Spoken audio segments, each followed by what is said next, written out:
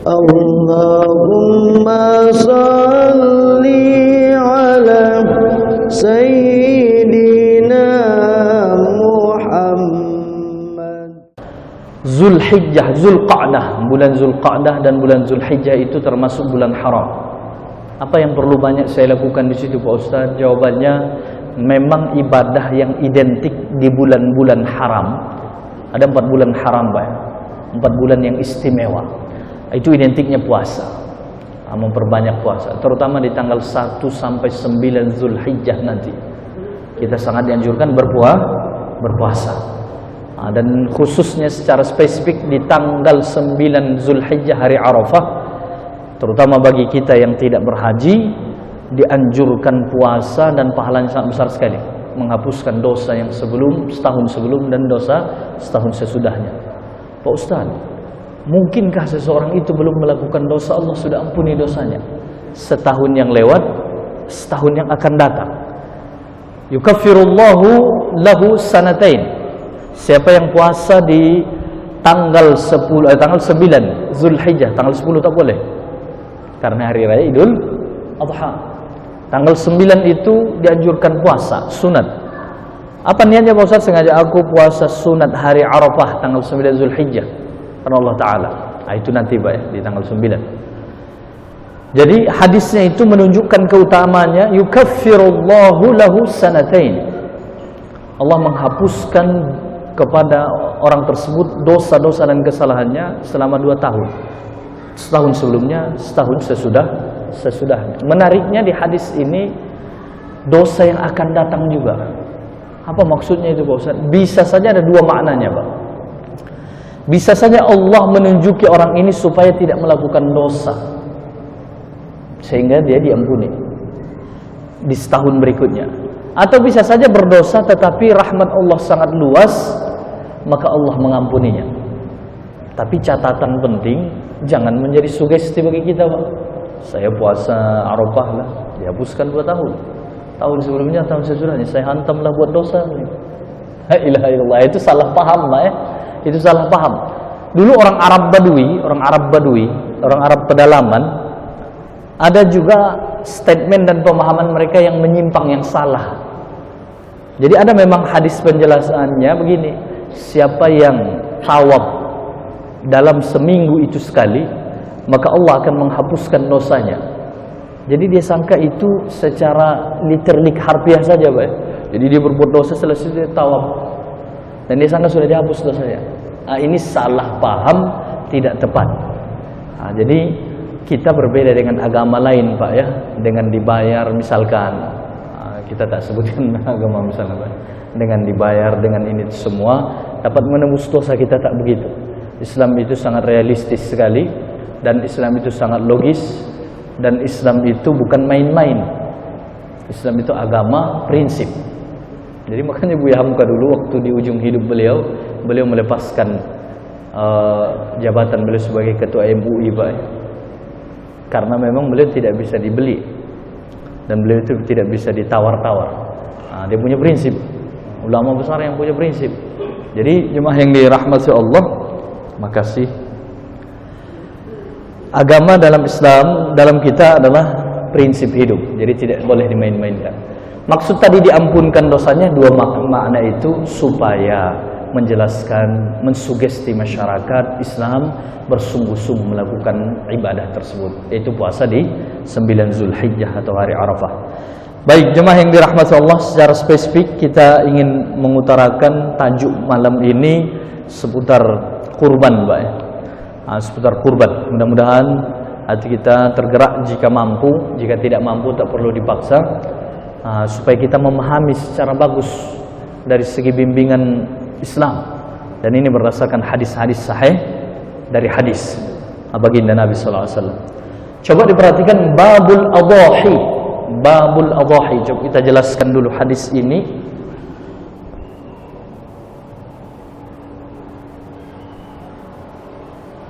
Babul adhahi. Jadi bab menjelaskan tentang adhahi. Dalam bahasa Arab itu, dalam bahasa fikih itu, kurban itu disebut udhiyah. Boleh Pak ya? Udhiyah itu artinya hewan kurban. Bentuk jamaknya adhahi. Orang Arab kadang menyebutkannya adhahi. Makanya ada di hadis lain Nabi sallallahu alaihi wasallam bersabda ketika seorang sahabat bertanya, "Ya Rasulullah, ma hadhil adhahi?" Wahai baginda Rasulullah, apa gerangan hakikat hewan-hewan kurban ini? Ini sangat logis Pak, di masa dulu para sahabat belum pernah melihat prosesi ibadah seperti itu, menyembelih kambing misalkan banyak baru dibagikan. Jadi mereka heran. Makanya sahabat yang satu ini dia datang, "Ya Rasulullah, ma hadhil adhahi?" Wahai baginda Rasulullah, apa ini hewan-hewan kurban?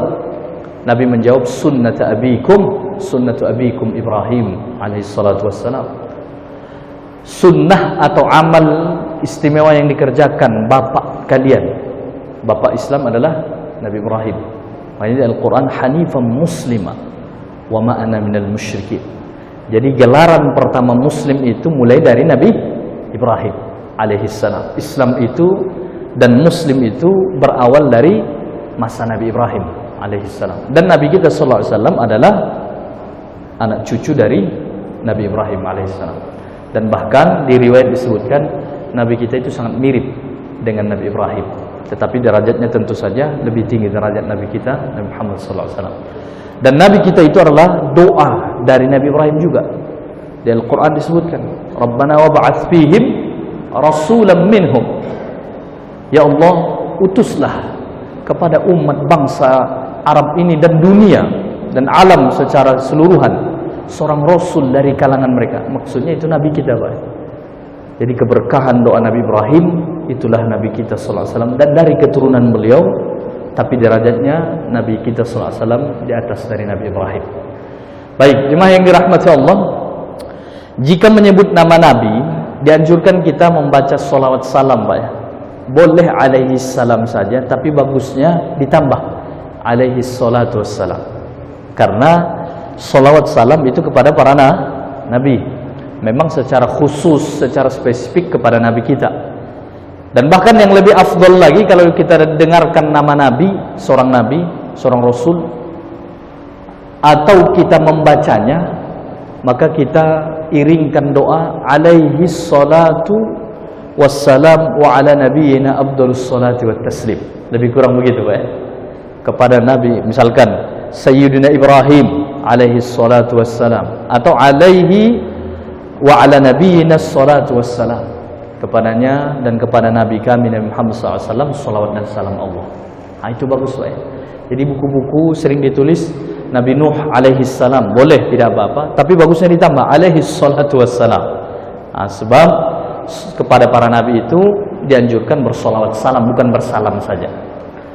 Baik, jemaah yang dirahmati Allah. Jadi tadi sahabat itu bertanya, "Ma hadhil adhahi?" Apa ini ya Rasulullah, hewan-hewan kurban? Sunnatu abikum Ibrahim alaihi salatu wassalamu ala nabiyina afdhalus salati wat taslim. Sunnah nabi kalian Ibrahim alaihi salatu wassalam yang kita terapkan sampai sekarang. Lalu sahabat ini secara real, Pak, dia bertanya, "Mana nafiha ya Rasulullah?" Apa gunanya hewan kurban itu di kalangan kami kalau kami lakukan? Apa manfaatnya? Dalam Islam tidak ada amal yang dikerjakan sia-sia. Selalunya ada manfaatnya. Jadi Nabi kita menjawab, "Inna bi kulli sya'ratin minhu atau minha," tiap satu rambut dari hewan kurban tersebut dihitung satu kebaikan bagi orang yang berkurban. Lalu Rasulullah menambah lagi, "Wa inna bi kulli sufim minha hasanah." Bahkan setiap satu bulu meskipun kecil dari hewan kurban itu adalah dihitung satu kebaikan bagi orang yang berkurban. Jemaah yang dirahmati Allah, apa beda rambut dengan bulu, Pak Ustaz? Di teks yang pertama tadi, bikulli sya'rah, setiap rambut dari hewan itu. Tentu saja, katakanlah misalkan hewan kurban itu, Pak, sama ada unta, sama ada kambing, sama ada sapi, lembu dan seterusnya. Biasanya ada yang jenis bulunya itu agak kasar, agak besar. Itu dia dalam bahasa Arab sya'rah namanya. Rambut. Kalau rambut itu lebih besar, lebih panjang. Suf itu artinya adalah bulu, meskipun bulu-bulu kecilnya. Jadi secara spesifik hadis ini harus kita pahami secara detail. Kadang kalau kita dalam bahasa Indonesia kita akan terjemahkan setiap bulu, selesai. Padahal di hadis itu secara umum, sya'rah itu bulu yang agak tebal, rambut dari hewan kurban itu yang agak panjang, sedangkan bulunya mulai dari yang terkecil. Nah, itu apa maksudnya Nabi menjelaskan secara spesifik, secara jelas seperti itu, terang, menunjukkan betapa besarnya pahala tersebut. Nah, kira-kira jelas sebagai rahmat Allah. Baik, kembali ke fokus. Ini hadis yang pertama riwayat Imam Muslim. Kana Nabi sallallahu alaihi wasallam yudhi bikabshaini aqranain. Rasulullah sallallahu alaihi wasallam berkurban dengan dua kibas atau dengan dua domba atau kambing biri-biri. Nah, jadi kalau ingin mencontoh secara spesifik Pak kepada Nabi sallallahu alaihi wasallam boleh dengan ini, tapi secara umum jenis kambing apapun kambingnya itu sah dalam pandangan hukum. Nah, yang penting cukup umurnya Pak ya, setahun sudah masuk kedua, maksudnya setahun sempurna kalau untuk kambing. Nabi SAW berkurban dengan menyembelih dua domba atau dua kambing biri-biri akranain. Apa makna akranain? Bertanduk dua lengkap. Bertanduk, kedua-dua kambing ini mempunyai tanduk dan masing-masingnya dua tanduk sempurna. Amlahaini ini di dekat kuku kaki kambing itu dan di dekat lututnya dan di dekat matanya fihi bayad, ada cahaya, ada bulu yang berwarna putih. Jadi secara spesifik ya, para sahabat itu menjelaskannya dengan terang Pak ya. Dan selainnya itu warna hitam misalkan atau warna abu-abu dan seterusnya. Tetapi Nabi memilihnya itu yang berwarna putih di dekat kaki kambing ini. Biasanya ada kambing yang begitu Pak ya. Coba diperhatikan. Kadang kita yang penting kambing saja lah Pak Ustaz. Kadang menganggap simpel saja Pak ya. Kalau ingin lebih sempurnanya coba kita cari itu Pak. Sekalian kita menimba air, minumlah, sekalian juga mandi juga. Jangan tangguh-tangguh. Nah, sekalian kita berkurban, cobalah kita cari misalkan yang lebih bagus. Nah, coba kita cari yang lebih bagus. Di sekian 100 kambing misalkan, saya cari dulu lah. Seperti kambing yang dikurbankan oleh baginda Nabi sallallahu alaihi wasallam. Salah satu ciri-cirinya tadi bagaimana Pak? Di dekat kuku atau sepatu kambing tersebut ada warna putih. Tidak mesti harus banyak Pak ya. Di dekat lututnya juga ada. Dan di dekat matanya atau di bagian kepalanya juga ada warna putih bulu kambing tersebut. Kira-kira jelas Pak. Itu amlahain maksudnya. Dan cara Nabi sallallahu alaihi wasallam ketika hendak menyembelihnya, yad'u rijlahu. Beliau meletakkan kaki beliau, wallahu a'lam, itu adalah fokus kaki kanan. Mohon diperhatikan nanti Pak, kita gambarkan dia. Ala sifahiha, di dekat leher, pangkal leher kambing tersebut. Wasamma, dan baginda Nabi mengucapkan basmalah sambil bertakbir, dan beliau membaca doa bismillah, Allahumma hadhihi min Muhammad wa ali Muhammad wa ummati Muhammad fataqabbal atau fataqabbalhu. Ya, dengan nama Allah saya menyembelih kurban ini. Ya Allah, inilah kurban dari Muhammad, nama Nabi kita. Jadi Nabi kita menyebutkan nama beliau. Jadi Pak Ustaz, kalau para sahabat Nabi itu mengucapkan dua kalimat syahadat bagaimana? Allahumma salli, misalkan asyhadu an la ilaha illallah wa asyhadu anna Muhammadar Rasul, itu nama beliau sendiri. Ataukah asyhadu anni Rasulullah? Itu benar Pak ya? Di beberapa konteks Nabi menyebutkan nama beliau, wa asyhadu anna Muhammadar Rasulullah. Dalam beberapa konteks Nabi menyebutkan wa anni Rasulillah, karena beliau sendiri. Makanya sahabat juga dulu kalau datang dia masuk Islam misalkan asyhadu an la ilaha illallah, ada yang mengatakan wa asyhadu anna Muhammadar Rasulullah langsung. Ada yang sebagian sahabat itu tidak begitu. Dia langsung wa asyhadu annaka Rasulullah. Dan saya bersaksi bahwasanya baginda, karena di depannya Nabi kita utusan Allah. Baik, di sini Nabi kita menyebutkan nama beliau.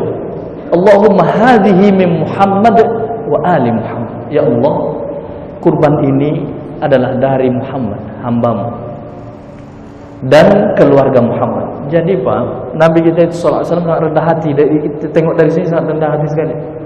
Tidak mesti harus disebut haji kadang itu. Ada sebagian masyarakat kita kadang kalau tak disebutkan nama hajinya Pak, cemberut namanya, keningnya. Ini memang protokol ini tak tahu sopan. Tak disebutkan nama haji saya. Saya 37 haji, 30 juta saya haji bilang. La ilaha illallah. Jangan sempat begitu jemaah yang dirahmati. Saya rasa di sini tak ada. Tapi itu pelajaran hidup, pelajaran hidup. Kita ini kullukum min Adam. Seluruh kalian itu berasal dari Nabi Adam. Wa Adam min turab. Nabi Adam itu berasal dari tanah. Jangan ingin selalu dispesialkan, Pak. Jangan selalu ingin dispesialkan. Ada orang kadang kalau dia tak duduk di depan, merajuk dia. Merajuk dia, Pak. Ada satu acara misalkan, dia tak duduk di depan karena memang sudah agak ramai sekali. Esoknya dia tak datang lagi. La ilaha illallah. Tak boleh begitu. Dalam hadis disebutkan karena Nabi sallallahu alaihi wasallam idza dhahaba ila al-majlis. Baginda Rasul sallallahu alaihi wasallam yang kita cintai itu, jika beliau pergi ke satu majlis, lalu sudah full atau ramai di depan, yajlisu haitsun tahal majlis. Itu bahasanya, Pak ya. Yajlisu haitsun tahal majlis. Beliau akan duduk di ujung majelis itu. Di mana beliau sampai di situ dan orang ada di situ, beliau duduk di situ. Subhanallah. Padahal baginda Rasulullah, Pak ya. Kalau dibanding kita, siapa kita? Nah, jadi jemaah yang dirahmati Allah, sepanjang sejarah tak ada orang yang memanggil Nabi kita Haji Muhammad, Haji Abu Bakar. Tak ada, Pak ya. Haji Umar, Haji Utsman. Di Arab itu biasa-biasa saja. Baik. Jemaah yang dirahmati Allah, kembali fokus dari hadis ini. Jadi kurban itu seafdal-afdalnya hewan kurban diletakkan nanti menghadap kiblat. Di ujung nanti ada beberapa hadis menjelaskan cara menyembelih kurban itu. Diletakkanlah hewan kurban ini menyamping ke sebelah kirinya, bukan ke kanan, Pak ya. Kalau ke kanan sulit menyembelihnya. Coba bayangkan, Pak. Kalau ke kanan kambingnya, nanti kita menyembelihnya agak sulit. Jadi ke sebelah kiri kambing, misalkan ini ke arah kiblat, sebelah kiri kambing begini, otomatis kaki kanan kita menghadap kaki kanan kita mengarah ke bahu atau pangkal leher hewan kurban. Jelas, Pak? Dapat digambarkan kira-kira. Jadi ini kambing misalkan diletakkan begini.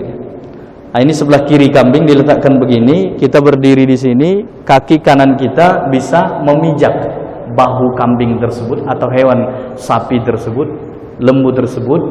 Nah, inilah yang dicontohkan Nabi kita. Jadi kambingnya dibaringkan ke sebelah kiri kambing itu. Mana kiri kambing? Di sebelah sininya misalkan. Letakkan begitu sambil menghadap kiblat. Berarti kaki kanan kita otomatis di dekat bahu kambing tersebut. Kalau nanti sebelah kanan, otomatis kepalanya yang sebelah kanan kita. Ya tak? Nah, jadi sebelah kiri. Selepas itu boleh dipijak, Pak ya. Jadi ada semua orang menyampaikan, Pak Ustadz itu tak boleh. Tak boleh dipijak, nanti kan itu sudah hewan yang mulia, hewan dikurbankan. Bukan, Pak ya. Nabi sallallahu alaihi wasallam di sini mempraktekkan, beliau memijak tadi itu bahu atau pangkal leher dari kambing itu supaya mudah menyembelihnya. Bukan menghinakan hewan itu, tapi justru supaya mudah gerakan menyembelih kambing itu dengan cepat. Nah, kira-kira jelas, Pak. Jadi ada triknya memang. Dan beliau bertakbir, Allahu Akbar, Allahu Akbar, Allahu Akbar. Karena memang hari raya Idul Adha itu identik dengan takbir. Takbir itu adalah menunjukkan wibawa Islam dan gairah dan kegembiraan Islam. Makanya takbir. Jadi jemaah yang dirahmati Allah, coba kita lihat lagi. Dan beliau membaca Bismillah. Allahumma hadhihi min Muhammad wa ahli Muhammad. Dari doa Nabi kita ini, Pak, ada dua, setidaknya paling sedikitnya ada dua pelajaran yang dapat kita ambil, pelajaran besar. Pertama, Nabi Muhammad itu sangat sayang kepada umat beliau.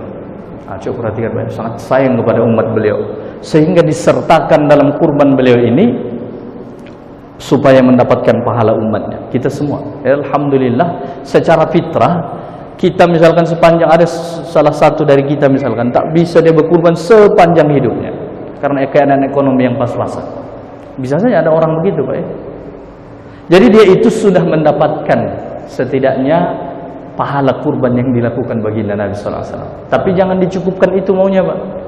Kita usahakan juga kita bisa berkurban sekurang-kurangnya satu keluarga itu, yang satu yang mencari nafkah itu dihitung satu keluarga. Pak Ustadz, mereka satu rumah tetapi tiga kakak, tiga yang mencari nafkah, tiga kepala keluarga. Itu cukup nggak satu kurban saja supaya terlepaslah mereka dari anjuran? Catatannya, Pak, anjuran bukan wajib. Syiar kurban, karena kurban itu sunnatul kifayah. sunnah secara kifayah, satu pun dari keluarga itu, maka insya Allah mereka dihitung telah menunaikan syiar kurban meskipun sepanjang hidup mereka.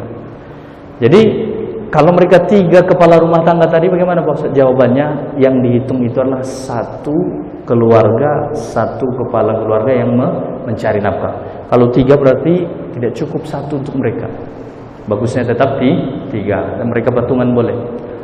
Baik, jemaah yang dirahmati Allah, itu satu. Yang kedua, di sini menunjukkan ulama mengkaji secara detail lagi dari hadis, lafaz hadis wa ummati Muhammad, dan dari umat Muhammad. Nabi doakan itu, baik. Ya Allah, inilah kurbanku dan kurban umatku, bahasa kitanya, baik. Ini menunjukkan boleh berkurban atas nama orang yang meninggal dunia. Umat Nabi Muhammad itu, Pak, apakah yang hidup saja atau yang sudah meninggal dunia? Ikut yang meninggal dunia. Yang disebut umat Nabi Muhammad. Coba perhatikan betapa halusnya cara ulama mengambil hukum fikih itu, Pak. Dan dari umat Muhammad, di antara umat Nabi Muhammad sudah banyak yang meninggal dunia, para sahabat, tabi'in, ulama-ulama dahulu. Kita sekarang alhamdulillah, dan semoga selalu dicatat Allah sebagai umat Nabi Muhammad SAW, kita sedang hidup. Nanti kita akan mati, ada generasi berikutnya. Ini semua yang hidup yang mati dihitung umat Nabi Muhammad SAW. Nabi mengkurbankan, berkurban atas nama umat beliau secara umum, sama ada yang hidup, sama ada yang meninggal dunia. Dari sini dapat diambil hukum boleh berkurban atas nama orang yang meninggal dunia. Dan secara garis besar, kurban termasuk sedekah, bahkan lebih afdal dari sedekah jika di masa kurban. Pak Ustaz, mana lebih afdal saya berkurban 2 kali lipat dari hasil satu kurban saya pergi ke pasar, saya beli misalkan harga 6 juta misalkan, dia bilang begitu, lalu saya sedekahkan, kan tujuannya sama saja bilangnya, membagikan daging bilangnya. Mana lebih afdal, Pak? Jawabannya, berkurban tetap lebih afdal, sebab dalam konteks 10 Zulhijjah, 11 Zulhijjah, 12, 13 waktu berkurban, ibadah yang paling afdal adalah kurban. Meskipun kurban masuk di kategori sedekah, tapi di hari yang 4 hari ini kurban lebih tinggi derajatnya dari sedekah. Kira-kira